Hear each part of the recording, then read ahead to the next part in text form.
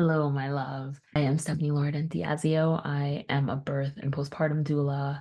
If you're here, we're talking all about prepping for a cesarean birth. Now, before we jump into that, let's do a little bit of a meditation. So, wherever you are, I want you to close your eyes down, relax your shoulders, put one hand on your heart, put one hand on your belly, connecting to yourself, connecting to your baby. I want you to take a deep breath in through your nose. Exhale out of your mouth, release. Sigh it out. Breathing in through your nose, filling up. Exhale, releasing out of your mouth. Relaxing your shoulders, your eyebrows. Breathing in through your nose, filling up. Breathing out of your mouth, letting go. And when you're ready, slowly begin to open your eyes. Okay, so when it comes to a cesarean birth, there are often a lot of emotions that can come up, especially if this isn't something that was part of your birth preferences, birth plan. This wasn't what you originally thought or intended for your birth. With that being said, there's a couple of things that I always like to clear through before going through some things for prep. First and foremost, if you're being told that you have to have a cesarean, the question that I often have is why? Is it because of medical reasons? Is there medical concerns? Are there things that you need to be aware of that are making it so that that is a necessity? If that's the case, okay. If you are being told that you have a big baby, the reason I put quotes around big baby is that depending on how many weeks you are, sometimes there are some medical professionals that will say that you have a big baby in order to usher along a cesarean.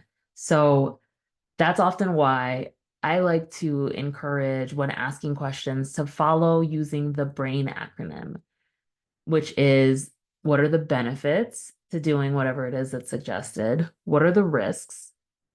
What are the alternatives? What happens if we do something else? What is it that your intuition is saying? And what happens if we were to do nothing in this situation, in this scenario? And those things are significant because it can adjust the way that things go with your birth. So, moving along from that, if it has been determined, okay, a cesarean is where we're at, this is what's happening, it's very important, first and foremost, to get okay with grieving and releasing whatever you originally intended.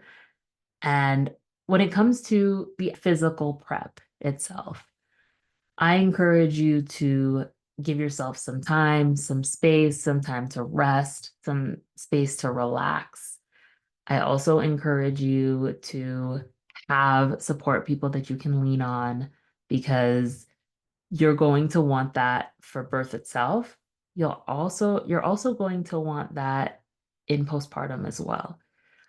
There are some people who have this misconception that a cesarean is an easy way to give birth. It is not by any means. A cesarean birth, you're they're going through 7 layers of muscle in order to get the baby. And with that being said, the process though is a quicker one, but there are things that you can have at the birth that you would have if you were to have a vaginal birth. And so I encourage you to still have a birth preference. You can still have that when you have a cesarean birth. You want to have certain music playing, you can have that.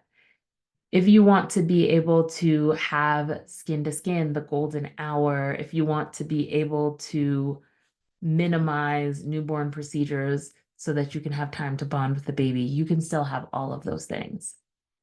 A couple things to keep in mind when it comes to golden hour and when it comes to just afterwards with bonding with the baby in general, you will, with a cesarean birth, have someone who's there to help hold the baby with you because there will be, when you have the cesarean, there's a sheet that is above your stomach. And so when the baby is delivered through a cesarean, they'll lower the sheet so that you can see the baby, so that whoever's with you, partner, can see the baby.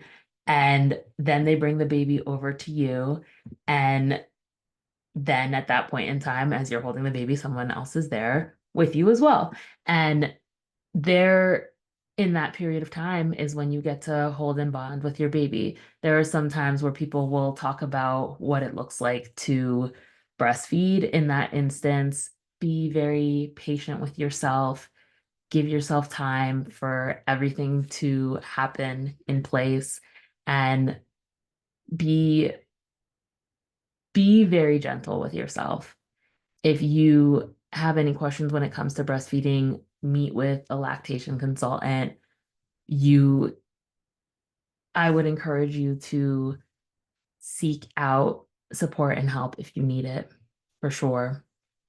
And also, when it comes to things from a mental perspective, mental, physical, emotional, spiritually, all of those things, I think that it's important to remember that you are doing what it is that you need to do for you and your baby. And that is the most important thing, making sure that you and your baby are okay and are safe.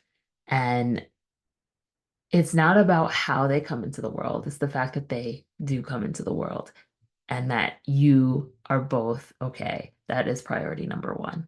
And so keep that in mind. And if you have any questions as you are going through your pregnancy, as you are having any interactions with doctors, feel free to reach out to me online. I'm on Instagram at that Black doula.